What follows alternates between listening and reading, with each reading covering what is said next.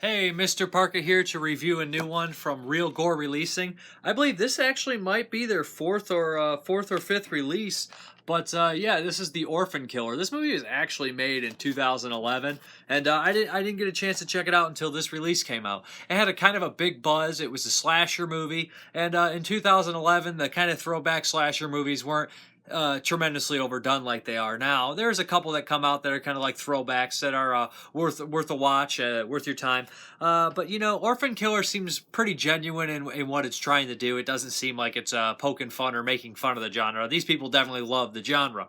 Orphan Killer follows the story of a pair of kids whose parents who are brutally murdered in front of them. They end up in a religious orphanage. I think it's Catholic orphanage, and one of the boy develops some sort of mental problems, and he becomes kind of crazy. The girl's adopted, and the boy kind of goes crazy and resents his sister, so he comes looking for her.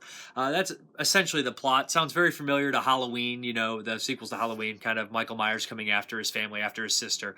The thing about the Orphan Killer to me is there's a lot of things. Check marks that are typical stuff I really don't like at all. The whole religion stuff has made these monsters, and then they come back, and the whole Catholic priest raped me, and now I'm a monster. It was overdone really bad at a certain time, and you know, I think that the Orphan Killer actually does the backstory fairly decent, and being in the religious location kind of adds, you know, some genuine stuff to it. It's not just afterthought or everything in the kitchen sink approach. Well, why is he crazy? He was raped by a priest. I don't know.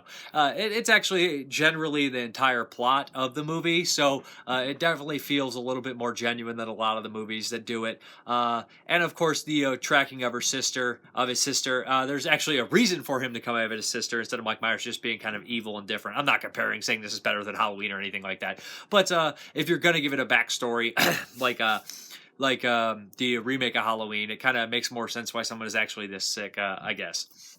Like I said, usually I don't like the kind of religious. I always felt it was a cop out, the religious kind of iconography with the horror stuff, and it always felt like it was cheap and trite.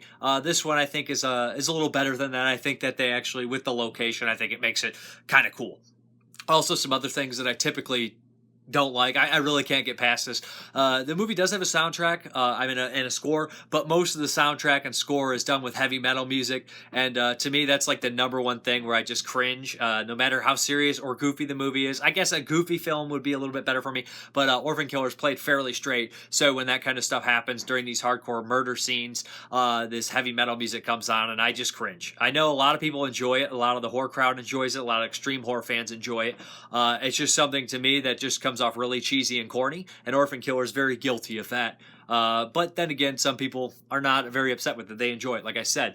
The main positive about the Orphan Killer is the special effects. They're actually really good. The gore in here, it looks really good. There's a lot of it, and it's pretty fast-paced in the kills. For a slasher, especially a mean-spirited one like Orphan Killer says it is, and it is, they deliver the goods on the violence. It's pretty gratuitous and pretty mean-spirited. Actually almost make you feel bad for some of the characters that get killed, even though most of the characters are non-characters. They don't really have much to do, and then they die.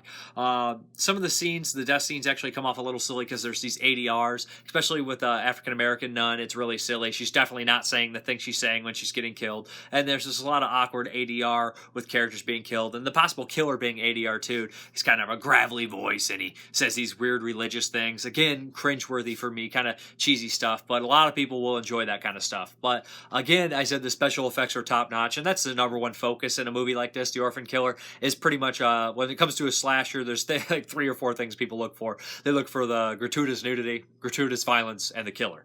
The killer is fairly memorable, although, like I said, his religious quips and stuff are kind of cheesy.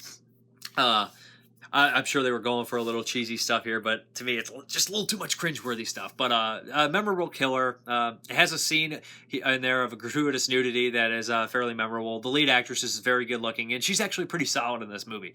So it's got the 3 major things that a lot of these slasher fans go for: is the gore, the nudity, and the killer. There's actually a lot of decent camera work in here as well. I thought there was some cool stuff, tracking shots, and this the killer being in the background. A couple times I was kind of impressed with the camera work here.